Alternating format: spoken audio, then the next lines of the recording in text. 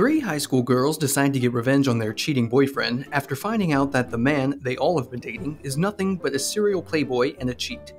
Will the revenge go as they planned? Guess you'll have to stick around to the end to see how the whole story unfolds.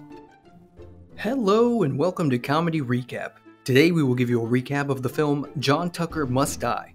Spoilers ahead, obviously. Without further ado, let's dive right into it. The movie starts with narration from Kate Spencer, who tells the audience that for most of her life she has felt invisible to the world. One of the reasons for that is her super hot mom, Laurie Spencer.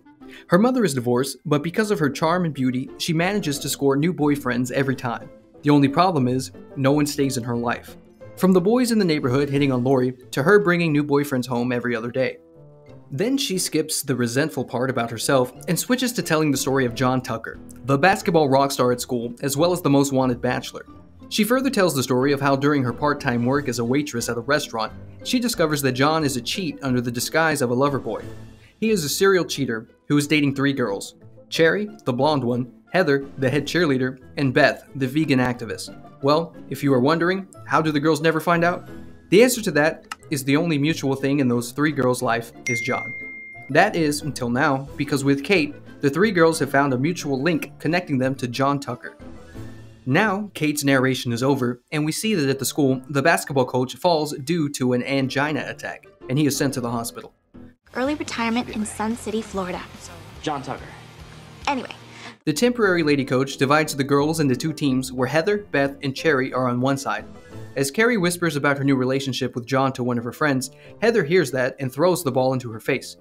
Carrie confronts her, to which she replies the ball slipped, but then Heather once again throws the ball in her face. Both get into a fight, and just then, to act as a mediator to resolve the matter, Beth tries to stop the fight. But as Beth hears them talk about John belonging to one of them, she, instead of stopping them, joins the fight. Kate, who knows the reality, tries to stop them only to get hit by the ball. The fight is eventually stopped by the lady coach, and she detains all four of them because of their undisciplined act. During her first day at detention, Kate finds a brother of John in detention where they have a small talk before the other three girls join in. Once again, they start their tussle about to whom John belongs. Kate observes them for a while, but then tells them how he is manipulating them. The reason he calls them baby or sweetheart is because he doesn't want to mix up their names. So instead of being angry at him, they should take their revenge. On the same night, Kate is lying in her bed when Laurie comes into her room to tell her that she is going out with her boyfriend. That's when Carrie, Heather, and Beth come to see Kate's home, and there they discuss the plan of how they can together destroy John. First, Beth comes up with a plan that they should defame him by telling everyone at the school that he has an STD. They try the plan, but that fails. Next, they take the estrogen pills and put them in his protein shake. That affects his game severely as he gets emotional and even starts feeling pain in his nipples and leaves the basketball court crying. This does destroy his macho image in front of the school, but then a few girls who think of his act as courageous eventually ruin the plan.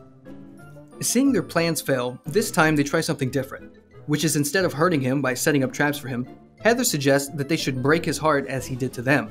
Beth and Carrie reply, how can they break his heart when he has already broken up with them? Then the three start staring at Kate, who says that she will never be able to do that. Dating him and breaking his heart is a far-fetched idea. Heather tells her that she has three of them, with all the ideas and experience, and they will get her ready. The first thing that Heather suggests to Kate is to become a cheerleader, and she also puts her in the topmost position. Then we see that John reaches out to Heather and asks about Kate and says that she is cute. But the girls tell him to not go soft on him and show some attitude. They even record a video of Kate saying that John is not the right man for her. In pursuit of Kate, John starts with small talks.